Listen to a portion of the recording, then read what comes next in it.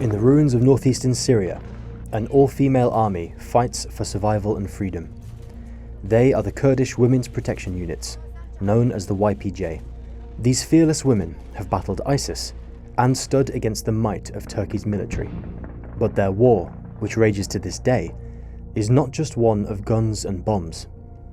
It's an ideological battle, a struggle for the right to exist as equals of men, in a part of the world where such a notion is so often rejected. از همه از یپجمه از جنکم و از دکارم پاراستنا آخا خاجی بکیم پاراستنا گلی خاجی بکیم پاراستنا نرخن مروباهی جی بکیم. In this episode, my cameraman Charlie Craven and I travel to Rojava, a fledgling democracy blighted by war, where women from across the world have come to join the YPJ's revolution. We visit a YPJ command center and speak with members and families to learn why so many women are willing to risk everything for the cause. We also sit down with a father whose daughter left her life in the UK to join the YPJ and never came back. In fact, when she said to me, "Dad, I'm going to Rojava," I said, "Well, it's been nice knowing you." And I wish I had not said that. I wish I'd talked to her. I wish I'd said, "So tell me about it." This is the YPJ's Command and Control Center in Hasaka province, the beating heart of the group's operations. Inside this compound, new recruits are trained, their fallen sisters are remembered, and war plans are drawn. Behind me is the command center for the YPJ, the Women's Protection Units. This is where all of the major military decisions are made and disseminated to the different units. You can also hear the sound of a generator in the background. This is commonplace here because there are so many frequent power cuts that we need to make sure that the power stays on in the background. When Syria's civil war erupted in 2011, the Kurds formed a mixed gender militia, the YXG, to protect their territories in the north. 2 years later, the all-female YPJ was created as women seized the opportunity to solidify their military and social autonomy. At the control center, I met Roxanne, a YPJ commander and spokeswoman who told me more about the group's origins and why its existence is such a radical idea.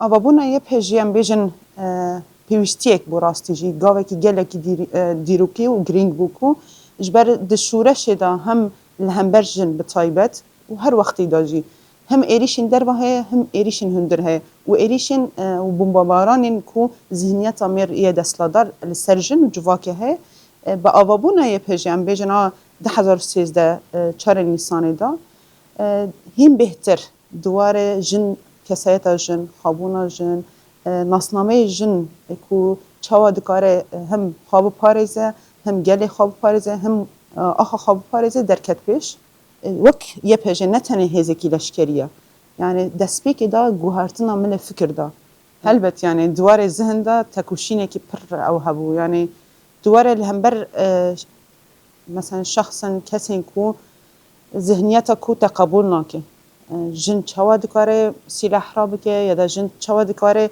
د جهن سیاسی دا بجن لشکری دا آبوری دا جی خواب بگیره نقبول کردن که هیه یعنی له او تکوشین دوام دکه کونه هم دبینن بهفرا یعنی.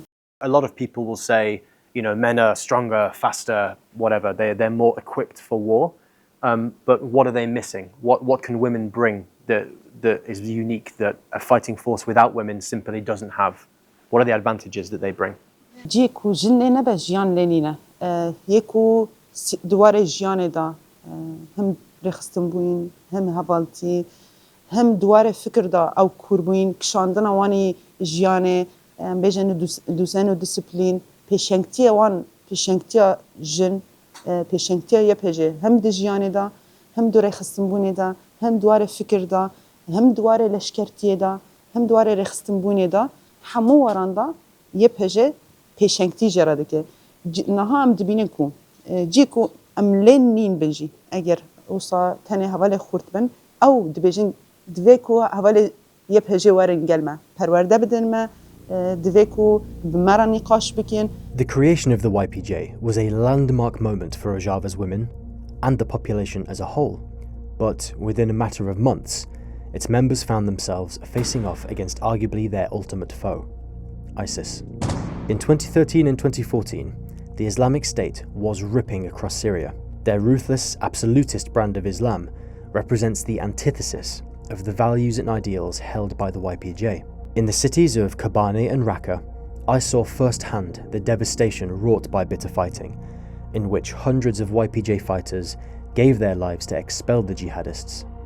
هلبت ایریشی کو داعش جی کردیا ایریشی که تنه نه چکداریه کو تنه کشتنه تنه کنکوشیه قرکرنه کلک و ایریش لسر دیروکه لسر چاندا گلانه ایریش لسر هبونا جنه ایریشی که ایدئولوژیکه. In the military operation in combat, you were able to defeat ISIS, and presumably many were taken prisoner. We've been touring around, and we know that there are many ISIS prison camps. What is their reaction when they're fighting with you on the battlefield? جبو خواکی اوی دیدن سر دست جن گرک نین کشتن. جبر جنه بچوک دبینن، جنه وک هبون نابینن، جنه وک ام بیجن دیروک نابینن. ناسنامه جنه اعتراف نکنن اوسا هر بچوکه و میذکر نیدا. دم یان سر دست مثلا یه پجوار کشتن. دیگوتن بلا مدست سر دست یه پجنه این کشتن. اما بچن جهنم جبر جنه بچوک دبینن یانجی مثلا گرتنه وانا بلا جن نزی منابن. چاو از سر دست جن یه پجوارم کشتن تشتكي عيبه يعني يجبونا حرامه يعني وري كشتن يعني وري قرتن يعني دم يبهجي مثلا الشر داجي تريليك با يا دنجي يبهجي دبهيستن فرتك هتن نف ترسو خوفك كو چاو ام سر دست جنك ورن كشتن چاو ام ناكبن جنتي ويدمه دبيكو ام بري ورن ام خابوكوجن كليتي جنتي تم وانا راو ام بيجن خطري داعش تننا باوقص هوالي ما شهيد كتم. The war against ISIS is symbolic of the YPJ's wider ideological battle. It's not just jihadists and militias they're warring against. They're fighting a tradition, a system that they feel has kept women silent and subjugated for centuries. The YPJ was inspired by Abdullah Öcalan, a Turkish Kurd whose political and social philosophies form the foundation on which Rojava's egalitarian society is built. My interview with Roxanne was interrupted by a power cut. But while her colleagues worked to get the lights back on, I asked her to expand on the importance of Öcalan's advocacy for gender equality in Rojava. لسبك جن وكهبون ندهت لمي ذكرن جيان نيبو تاني بدني وهبو أما حتى بدني وجي هات لي سكاندن يعني جيان آواكر بجنيرا بالناسنامي جني أو ما في كودا جني ديروكي كو بيشي جني نشان دايه رنشان دايه جيان دريه جيان جرابكه جارك ديتر يعني جدايك بو أوجن يكو فكرة ريبرتي خاندي. The reverence the people here have for the man they call Apo, or uncle, is impossible to overstate. His face adorns almost every office, billboard, and public place in Rojava. But the YPJ's association with Öcalan has also continued to bring war to their doorstep. Öcalan was a founding member of the PKK, a movement that has fought a decades-long insurgency against the Turkish government for Kurdish autonomy. He was arrested in 1999 and has been imprisoned by Turkey ever since. Turkey treats all political and military groups associated with him, including the YPJ in Syria, as terrorists. Turkey's President Erdogan has used this reasoning to justify repeated invasions of northern Syria against the Kurds. These operations have killed thousands of people and driven hundreds of thousands from their homes. Residents in Kobani, just a few hundred meters from the Turkish border, are all too aware of the Turkish threat. At the Martyred Family Center, a facility providing support to relatives of those killed, workers were all too happy to make their feelings clear. اردوغان دبي چه دبي حجات انه حجاتك يرشي روجافا ويرشي كوبانتك اول سر ما قدك ساده قدك كيربي قدك نين قدك البنيه التحتيه دخينه مثلا داري ما دخينه الزيتوني ما دخينه الاوفي ما دخينه البوكو زافي ما دخينه لزاري تشوچك دخينه بانا جي باكاكنا هر تشي سر ما قدك جيب حاجاتي انه باكاكا الفرشت غاري باكاكا غانما باكاكا اوفا باكاكا نونا باكاكا مثلا ساده جد بحاجاتي انه باكاكي اردوغان تشت توري هانيكو دكي نق حاجات باكاكيه حاجات كرده خازه کرد جهر دنیا را که اما ام را نابن ام خلاص نابن ام یک بمینن شی اما دیسا جیان بکن زارو کاونن و بازارو کانا بمینه کرد بمینه. Turkey has funded and supported Syrian militias to conduct ground attacks, while Turkish artillery, drones and warplanes pound the Kurds from above. It was one of these Turkish airstrikes that killed a young British woman named Anna Campbell. And like the women of Rojava, Anna was not born into war, but she is one of many men and women who felt compelled to join the revolution in Rojava and fight in its defence. My name is Helene Karachoch. My name from before was Anna Campbell. I joined the YPG in March of last year. So I joined because I wanted to support the revolution and because I wanted to participate in the revolution of women that is being built up here and fight and join also the weaponized fight against the forces of fascism and the enemies of the revolution. And so now I'm very happy and proud to be going to Afrin to be able to do this. And I know how hard it can be in many different ways, in a lot of ways that I was not expecting as well. But I'm really excited to go and join so many brave friends that are fighting there now. Anna died in March 2018 during Turkey's attack on the canton of Afrin in northern Syria. In Raqqa, I had already seen how refugees displaced from Afrin were living in dire conditions, with no telling when, if ever, they could return home. Now, 7 years on from her death, Anna's father Dirk Campbell is still fighting a battle with Turkish courts over the repatriation of her remains. After I returned from Rojava, I sat down with Dirk for a conversation about his daughter, why she joined the YPJ, and how he reflects on her sacrifice and legacy. She was always, how shall we say, determined to protect, and she had this instinct for justice. Yeah. She was always driven to protect the vulnerable, the weak. So when the opportunity came for her to go to Rojava, which was a political model, a political initiative, which matched everything that she believed, and also gave her the opportunity to fight. Yeah. She saw that this was something that this was perfect for her. This was a perfect fit for her, and that's why she went. To what extent did you have conversations with her prior to her leaving? Well, I wish I had more conversations with her. I wish that the dynamic that existed between us was one of free exchange of ideas and conversation, but it was a bit hampered by the fact that I was sort of had this, I suppose, patriarchal, unconscious, I don't know, tendency to sort of question her more radical assumptions and things she was coming out with. So the upshot of that is that I didn't get to talk to her about her motivations for going to Rojava. In fact, when she said to me, "Dad, I'm going to Rojava," I said, "Well, it's been nice knowing you." It's like a witty sort of one-liner to kind of, I don't know, to express my worry, but also my kind of dismissal. And I wish I had not said that. I wish I'd talked to her. I wish I'd said, "So tell me about it." Yeah, I'm really sad about that.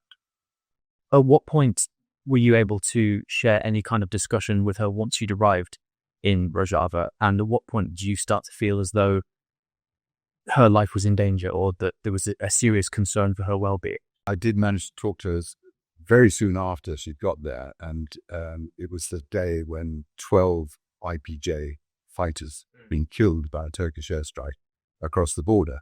They'd been literally targeting YPJ positions. And I said to her, "Look, people are getting killed around you."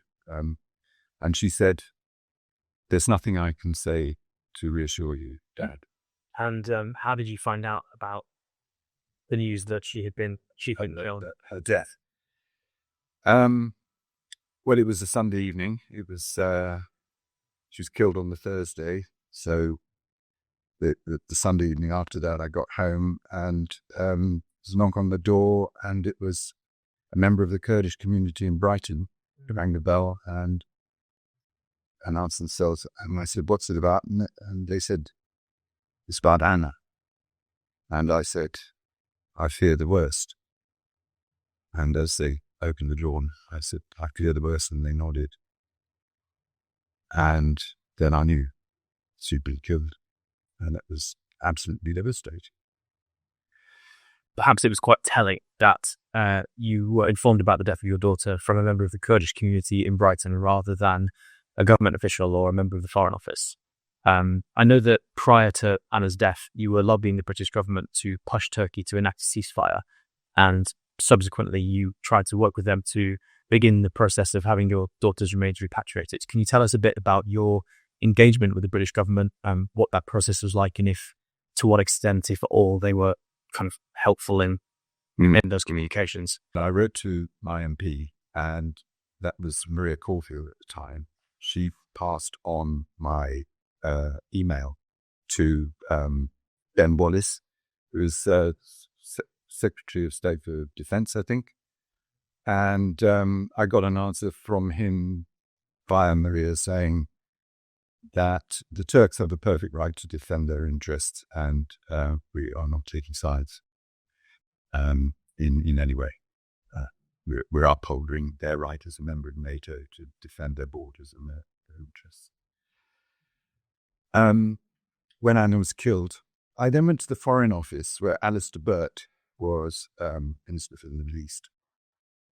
And I said, the Turks have invaded a sovereign country and they killed and displaced thousands of their citizens. What are you going to do about it? And they killed my daughter, and they haven't done anything about their obligations under the Geneva Convention, which is to restore remains of deceased combatants to their families. Alistair Burt said that this was a top priority for the Foreign Office, and they were going to pursue it with all speed and energy at their disposal with their opposite numbers in Turkey. Nothing ever happened. You mentioned at the start of this conversation that you were, whether it be from some kind of paternal instinct or because you didn't have the same ideals, you were somewhat dismissive of her and you felt that you clashed a lot when you spoke about this kind of thing.